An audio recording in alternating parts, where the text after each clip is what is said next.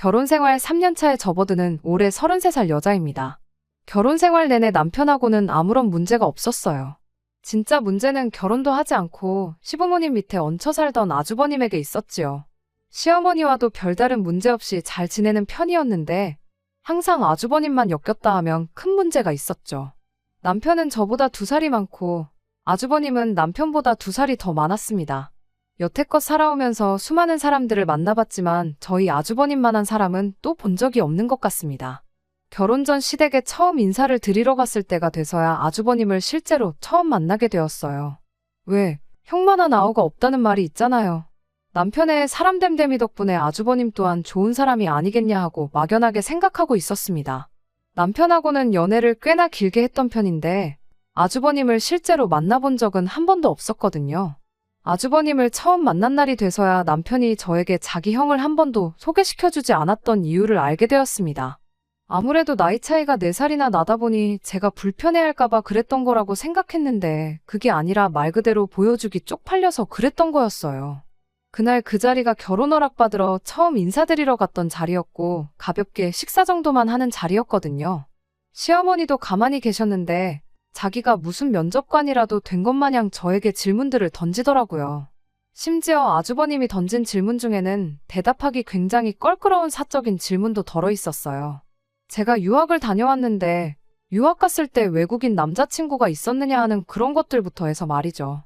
외국인들 만나다가 내 동생 만나니까 수준차가 나지 않느냐 하는 어이없는 질문을 해대기 시작하는데 그래도 다행스러웠던 건 아주버님 질문이 고약해지니 남편이 불편한 기색을 숨기지 않았고 시어머니 또한 너는 뭐 질문이 그러냐며 아무 말도 하지 말고 가만히 있으라고 막아주셨다는 거예요. 아주버님에게 발언의 기회가 사라지게 되니 곧 관심이 없다는 듯 그냥 자리에서 일어나 버리더라고요. 이내 거실 소파에 들어누워서 손님인 제가 있건 말건 간에 TV를 켜더니 혼자 킬킬대면서 예능 프로그램을 보기 시작했어요. 남편은 짜증이 가득한 표정이었고 시어머니도 안색이 금세 어두워지더군요. 그런 아주버님 덕에 저희는 밖으로 자리를 옮겨야 했고요. 시어머니가 저 온다고 해서 음식도 이것저것 준비해 주셨는데 그건 집에 돌아가는 길에 따로 반찬통에 담아서 저한테 주셨어요.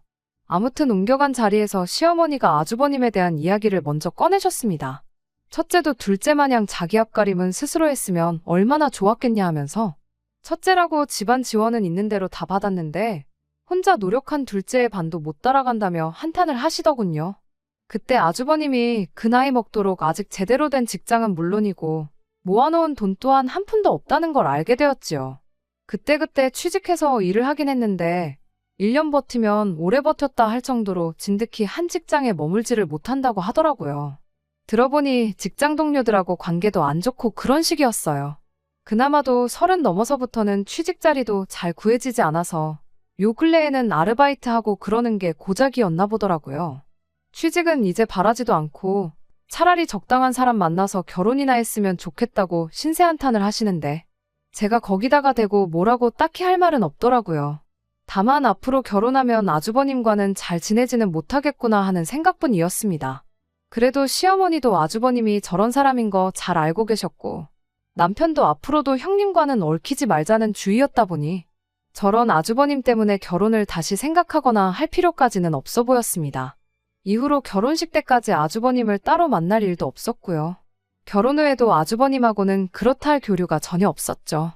허나 그런 아주버님을 피할래야 피할 수 없는 날들이 덜어 있었는데 아무래도 아주버님이 시부모님 밑에서 살고 있었다 보니 시댁 방문할 때만큼은 아주버님을 매번 마주해야 했습니다. 결혼 후 처음 맞는 시아버지 생신날이었어요.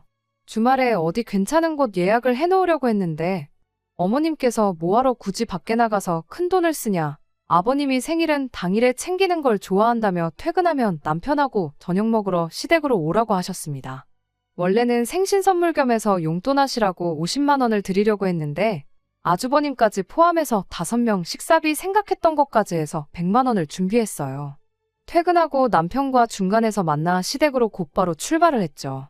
늦지 않으려고 퇴근도 딱 시간 맞춰서 하긴 했는데 그래도 퇴근길이라고 차가 막히는 바람에 예상했던 시간보다 20분 늦게 도착을 했습니다.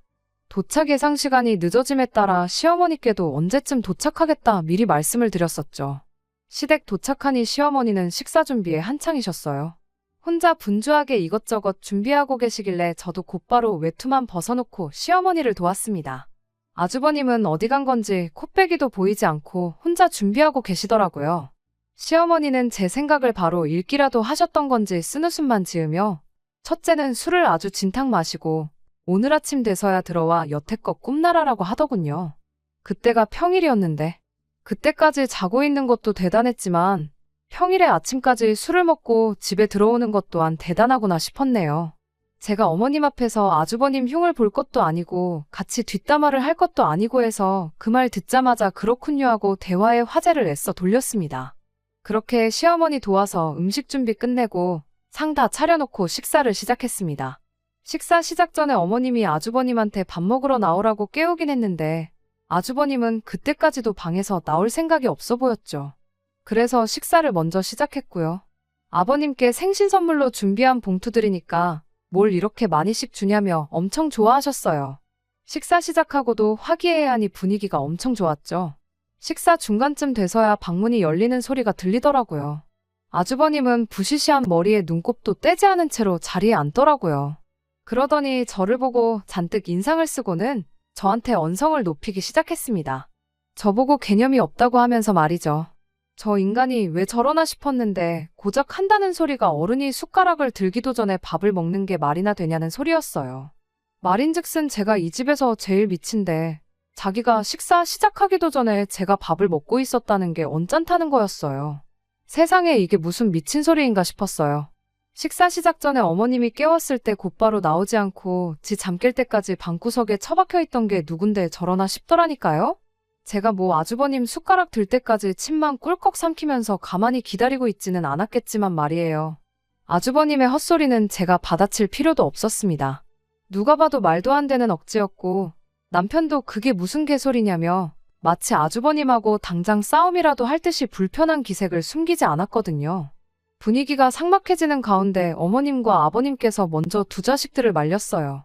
그리고는 아주버님한테 폭탄 선언을 했습니다. 그때까지는 저도 엄청 통쾌했습니다. 아무래도 당신들이 자식 교육을 잘못 시킨 것 같다고 하면서 아주버님을 집에서 쫓아내버렸거든요. 정신 못 차리고 사는 거 자식이니까 품어줬더니 똥오줌도 못 가린다면서요. 여태껏 대주던 생활비도 다 끊어버리는 건 물론이고 역으로 앞으로는 집에 생활비를 보태라고. 생활비 안 내는 순간 짐 싸서 밖으로 내쫓아버리겠다고 하는데 아주버님이 찍소리도 못하는 꼴을 보니 아주버님하고 몇 번 트러블이 있지는 않았지만 제 속이 다 후련했어요. 시부모님도 이번 기회를 통해 아주버님 사람 한번 만들어 보려고 했던 것 같은데 그때까지는 저도 쌤통이다 싶었는데 아주버님이 시부모님이나 저희 생각을 훨씬 넘어서는 사람이었고 역효과가 날 거라고는 그때 당시에는 아무도 생각을 못했습니다. 그날 이후로 아주버님이 아르바이트이긴 하지만 일자리도 구했고 과정까지는 다 좋았는데 돈이 생기니 또 그 돈을 홀랑 술 먹는 데다 써버렸던 거예요. 내야 했던 생활비를 못 낸 건 말할 것도 없지요. 평소 시부모님 같으면 그냥 넘어가셨겠지만 꺼낸 말이 있다 보니까 이번에 그냥 넘어가면 아주버님이 원래 모습으로 돌아오는 건 시간 문제라고 생각하셨는지 아주버님을 진짜로 집에서 내쫓아버렸습니다. 그 소식을 남편에게서 전해 들었을 때는 진짜 통쾌했는데 문제는 바로 다음 날이었어요. 쫓겨난 아주버님이 짐 싸들고 저희 집으로 찾아왔거든요. 퇴근하고 왔는데 우리 집 현관문 앞에 짐 가방이랑 그 옆에 쪼그려 앉아있는 아주버님 보고 식겁했어요. 저희 때문에 쫓겨난 거니까 저희 보고 책임지라고 막무가내로 나오더라고요. 시댁에 보내야 할 생활비를 내놓던지 아니면 저희 집 방 한 칸을 비우던지 하던가 해서 말이에요. 그 와중에도 자기가 무슨 잘못을 한 건지 뉘우치기는커녕 탓할 사람을 찾고 있다니 웃음도 나오지 않았습니다.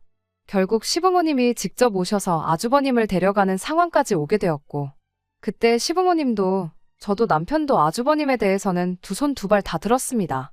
당연히 그날부로 나가던 아르바이트도 그만뒀고요. 저런 사람이 남편과 형제라니 정말 믿기지가 않았어요. 그 뒤로는 시댁의 발길도 끊었습니다.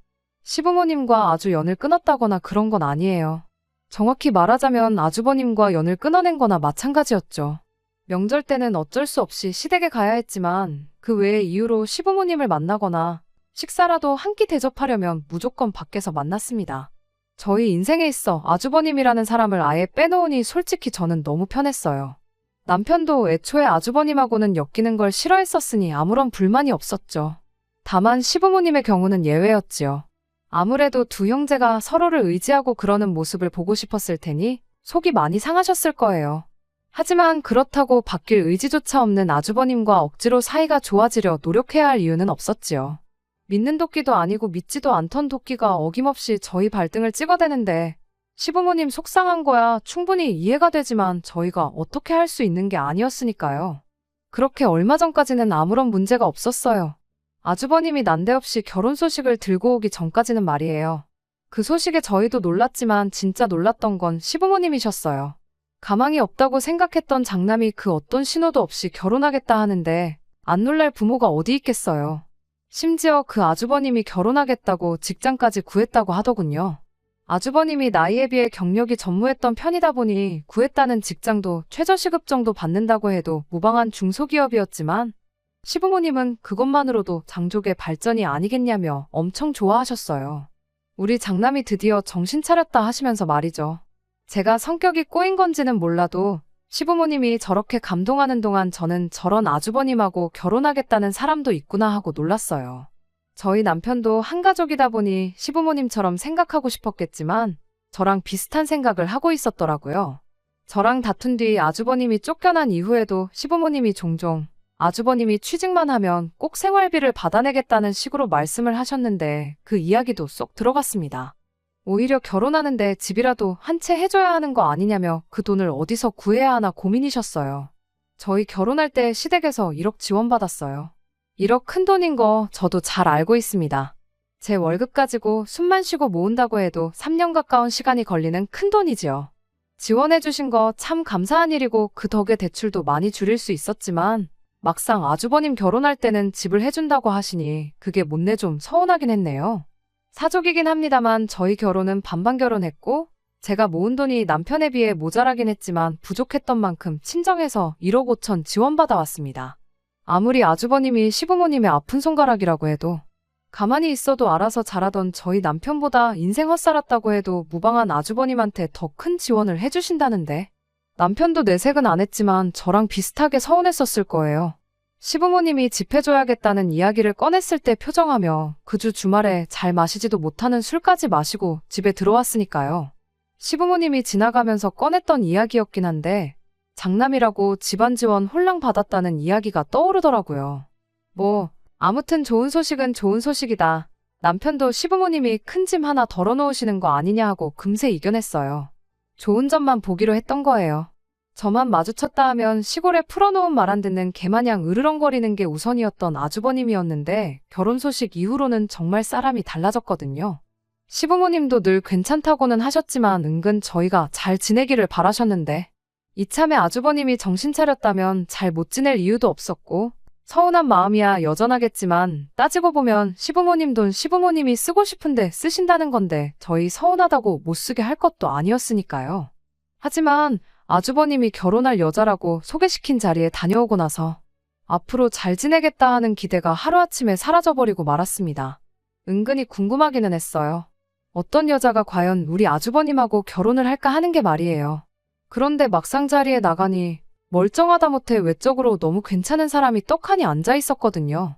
과장 조금 보태면 연예인 누구를 닮았다고 하면 진짜 그렇네 하고 생각할 정도로 말이에요. 심지어 나이도 27살로 저보다도 훨씬 어렸어요. 예쁜 외모에 10살 차이 나는 어린 신부인 것도 모자라 집안 배경까지 좋았습니다. 부모님 두 분 다 전문직에 종사하시고 재력도 빵빵해서 집도 혼수도 다 여자 쪽 집에서 하기로 했다고 하더라고요. 그런데 그때부터는 놀라움이 아니라 점점 이 상황이 진짜인가 의심부터 갖게 되었어요. 사실 말이 안 되잖아요. 아무리 27살 아가씨가 세상 물정을 모른다고 해도 저런 사람이 모아놓은 돈은 물론이고 월급 200만 원 언저리 받는 데다가 집도절도 없는 우리 아주버님하고 결혼을 하겠다는 것부터가요. 결혼이 아니라 연애를 시작했다고 해도 안 믿었을 거예요. 아주버님이 외모가 괜찮으면 또 몰라요. 저희 남편이니까 그런 걸 수도 있지만 제가 볼 땐 저희 남편이 훨씬 괜찮거든요. 학교 다닐 때야 새님인 저희 남편보다 날티나는 아주버님이 더 인기가 많았을 수야 있겠지만 그런데 거기에 집도 혼수도 다 해올 테니 아주버님 보고 몸만 오라는데 그 상황에 제가 아니어도 의심할 사람은 한 트럭이었을 겁니다. 그런데 제 예상과는 다르게 시부모님은 이 모든 상황을 진짜라고 생각하시는지 어떻게 맨몸으로 아들을 장가 보내냐며 뭘 해줘서 보내는 게 당연하다고 당신들이 뭘 해주면 좋겠냐 그런 걸 묻고 계시더라고요. 그래도 정말 0.1%의 확률로 이게 진짜일 수도 있으니 당장 그 자리에서는 말을 아꼈습니다. 자리가 끝나고 아주버님은 예비신부 집에다 데려다주고 오겠다고 그 여자랑 자리를 비웠어요. 어머님 아버님은 그 상황에 입이 귀에 걸리셔서는 아주 싱글벙글. 산통 깨는 것 같긴 하지만 제가 한마디 안 할 수가 없겠더라고요. 그래서 뭔가 좀 이상한 것 같다고 남편 옆구리를 쿡 찔러서 소근소근 말했습니다. 다행히 남편은 저랑 생각이 같았어요. 저 여자 뭔가 있는 것 같다며 제가 말하기 껄끄러웠던 것들을 대신 시부모님께 말해줬어요. 하지만 시부모님은 저희들 말이 귀에 들어올 리가 만무했죠. 암만 고슴도치 자식이라지만 자기 눈에는 우리 아들이 훨씬 훤칠하고 아깝다는 말을 하시더라고요. 남편과 저는 상황을 좀 더 지켜보자고 시부모님을 설득했어요.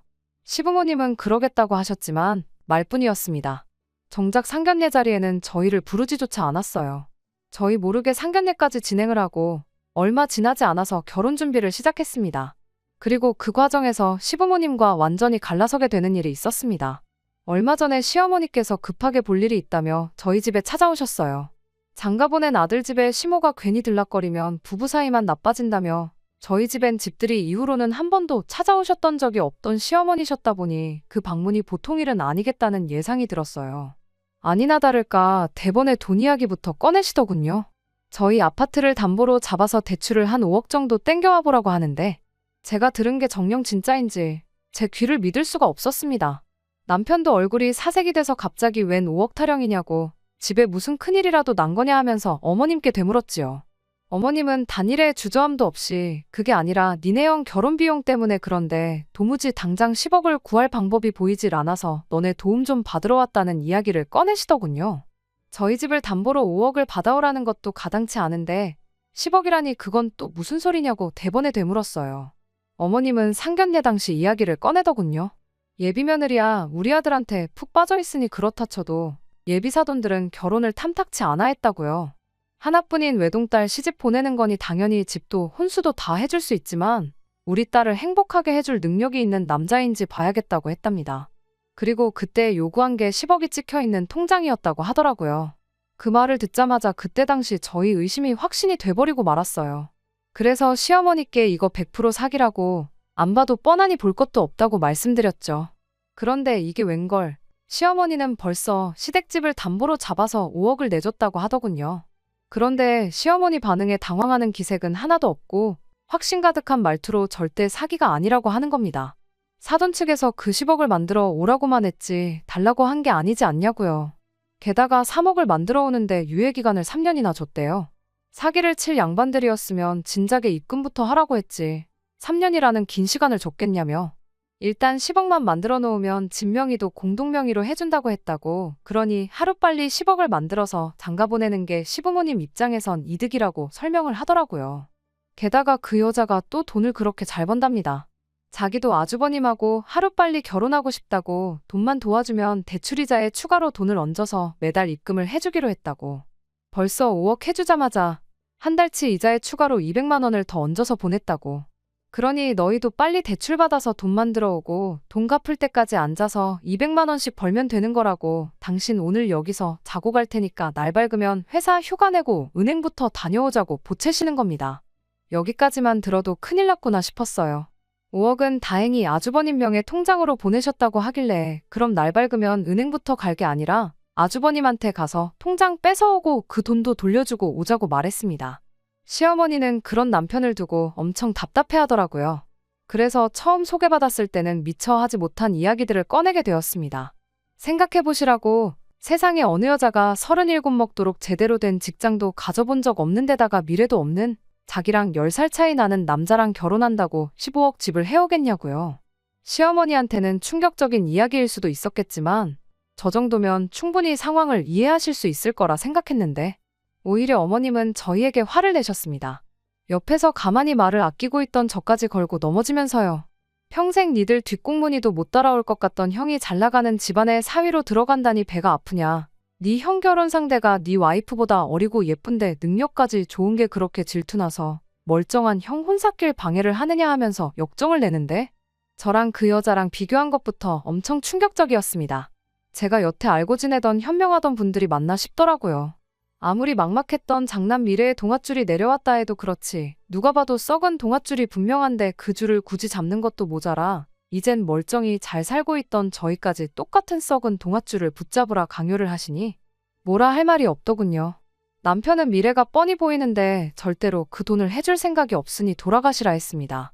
시어머니는 끝까지 혀를 끌끌 차면서 어디 니네 형 결혼해서 잘 풀리면 두고 보자고 그때 가서 떡고물 좀 나눠달라고 해도 아무 소용없다시면서 자리에서 일어났습니다. 어머님이 돌아가시고 나서 남편한테 다른 건 몰라도 1억은 해드리자고 말을 건넸습니다. 남편이 저한테 제정신이냐, 너도 미친 거냐 하면서 독하게 말을 했는데 나도 생각이 있어서 그러는 거라고 걱정 말라고 한마디 해줬습니다. 결혼 생활 내내 저금했던 돈 탈탈 털어도 1억을 만들 수가 없었어요. 그래서 모자란 만큼은 염치불구하고 친정부모님께 빌려서 만들어놨습니다. 그리고 그 돈은 곧바로 시어머니한테 보내드리지는 않았어요. 들어보니 시어머니가 주변 아는 분들한테 작게는 몇백만 원, 크게는 몇천만 원씩 해서 돈을 빌렸고 시외가 친척분들한테까지 부탁해서 모자란 돈을 맞추셨나 보더라고요. 막판에 와서는 돈이 조금 모자랐는지 저희한테 다시 연락이 와서 1억이라도 만들어보라는 연락이 왔는데 미리 준비해둔 1억이 있긴 했지만 그때도 여전히 저희는 그럴 생각 추호도 없다고 단호하게 거절했고 만들어 놓은 1억도 따로 드리지 않았습니다. 결론부터 말씀드리자면 저와 남편의 예상이 맞았습니다. 그 여자 전문 꽃뱀이었어요. 부모라고 상견례 자리에 따라 나왔던 사람들 역시 한패거리였을 거예요. 시어머니가 여기저기 뛰어다니면서 10억 만드는 동안 5개월이라는 시간이 더 지났었습니다. 그 과정에 여자 쪽에서 아주버님과 결혼을 빨리 하고 싶으니 해주는 거라며 이자에 추가로 200만 원씩을 계속 보내주고 있었다고 하고요. 그 과정에서 돈 빌려준 시외가 친척분들도 똑같이 이자에 추가로 얼마씩을 받는 상황이었다 하고 그 당시만 해도 아주 온 집안이 잔치 분위기였답니다. 돈 많은 조카 며느리 덕 좀 보겠다 하면서 그 와중에도 저희를 두고 질투심에 눈이 멀어서 부모 형제도 저버린 자식이라며 저희를 나쁘게 말하는 것도 잊지 않았었죠. 애초에 집안 분위기 자체가 장난만 잘 풀리면 그만인 집이었더라고요. 둘째 키워봐야 아무 소용없다고 효도도 모시고 사는 것도 다 첫째가 하는 거 아니겠냐 그러는데 솔직히 그런 말 면전 앞에서 들으면 기분은 엄청 나빴지만 한편으로는 안심이 되었습니다. 저희 쪽에서 하지 않아도 먼저 알아서 연을 끊어주신 거나 마찬가지였으니 말이죠. 돈이 다 모이고 나서 여자 쪽에서 통장도 좋지만 현금 뭉치를 들고 가는 게 더 박력 있어 보일 것 같다고 아주버님한테 그 돈을 인출해서 가자고 꼬셨다네요. 아주버님은 싱글벙글 입이 귀에 걸려서 그 돈을 싹 다 인출했고요. 사위가 된 걸 축하하네 어쩌네 하면서 그날 술자리를 열었나 본데 평소에도 아침 밝을 때까지 멀쩡하게 술만 잘 마시던 남들보다 잘난 건 주량밖에 없던 아주버님이 그날따라 한두 잔 마시고부터 그 이후는 아무 기억이 안 난다고 하더군요. 단지 눈을 떴을 때 그 집 식구들은 물론 돈가방까지 온데간데 없었다는 기억 말고는 말이죠. 경찰에 찾아가 봐도 때는 이미 늦었던 거고요. 알고 보니 그 사람들한테 당한 아주버님 같은 사람들이 전국 팔도에 몇 명씩은 있다고 하더라고요. 애초에 돈 받고 이자에 얹어서 큰 돈을 줬던 것도 다 시부모님을 믿게 만들려고 했던 거였어요. 당장 몇 천만 원 포기해서 이 사기극만 성공하게 된다면 10억이 굴러들어오는데 그쪽에서도 손해보는 장사가 아니었으니 사람들을 속이기 위해 큰 돈을 썼던 거였습니다. 사진 몇 장 가지고 맘먹고 잠적해버린 사람들을 어떻게 찾아내겠어요. 이미 비행기를 탔어도 지구 한 바퀴는 돌았을 만큼 시간이 지나 있었는데 말이죠. 결국 저희 예상대로 아주버님의 시부모님, 거기에 시외가 친척분들까지 그렇게 돈을 다 떼먹히고 마른 겁니다. 시부모님하고 아주버님이 당장에 당신들 좀 살려달라고 저희 집에 찾아왔어요. 키워봤자 소용없는 둘째 집에는 왜 오셨냐고 남편도 냉랭하게 나왔습니다. 그리고 그때 제가 미리 준비해놓았던 1억 원을 내드렸어요. 불쌍해서 도와주고 싶어서 드린 건 절대 아닙니다. 결혼할 때 지원해줬던 1억? 이제 돌려드리는 거라고요. 그리고 이제 이걸로 어머님 아버님과 저희 사이에 더 이상 금전적으로 그 어떤 것도 얽힌 게 없는 거라는 설명도 덧붙였습니다. 애초에 저희가 말렸던 일이었던 만큼 앞으로도 이 일과 관련해서 도와드릴 수 없다는 걸 확실하게 밝힌 거예요. 시부모님도 아주버님도 그런 저희 앞에 할 말이 많아 보였지만 당장 상황이 어쩔 수 없으니 그거 받고 조용히 돌아갔습니다. 그렇게 시댁하고 연 끊고 지낸 지도 벌써 몇 달이 넘어가네요. 간간히 시부모님한테 연락이 오고 있긴 하지만 애써 다 무시하고 있습니다. 그건 남편도 마찬가지고요. 남편은 아직도 자책을 하고 있어요. 대로변에 드러눕는 한이 있더라도 시부모님을 자기가 뜯어말렸어야 했다고요. 하지만 당시 상황을 다시 생각해봐도 저희가 무슨 수를 쓴들 시부모님을 막을 방법은 없었을 것 같아요. 남편한테 시부모님한테 1억 돌려드리고 완전히 연을 끊어버린 내가 원망스럽냐고 물어봤는데 다행히 그렇지는 않답니다. 오히려 그 와중에 그 큰돈 내주고 깔끔하게 금전적인 관계를 정리해줘서 고맙다고, 그거 아니었으면 모르긴 몰라도 시부모님 빚을 우리가 같이 갚고 있지 않았겠냐고 하더라고요. 시부모님은 살던 집 내놓고 일단 친척분들 빚부터 갚아주셨답니다.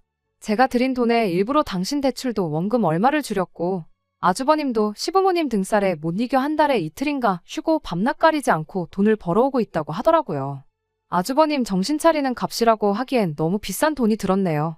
덩달아 시부모님까지 모든 걸 잃어버리셨고 말이죠. 뻔한 걸 두고 당한 사람들이 멍청하다고 하기엔 잠깐 주변만 돌아봐도 당하는 사람들이 너무 많은 것 같습니다. 제 친척분 중 한 명도 2년 전에 보이스피싱으로 엄청 큰 돈을 날리셨기도 하고, 제 직장 동료분 중에 한 분은 조직적인 투자 사기에 걸려서 여태 모은 돈을 몽땅 날린 사람도 있어요. 당한 사람을 탓하는 것보다 이런 일이 앞으로 일어나지 않도록 하는 예방책이 생기는 것도, 그리고 남을 속여서 돈을 갈취하는 사람들에게는 죄질에 걸맞는 강도 높은 처벌이 생기는 게 더 중요하다는 생각이 드네요. 끝까지 들어주셔서 감사합니다. 오늘의 사연은 여기까지입니다. 구독과 좋아요, 알람 설정 부탁드리고 더 좋은 사연으로 다시 찾아뵙겠습니다. 감사합니다.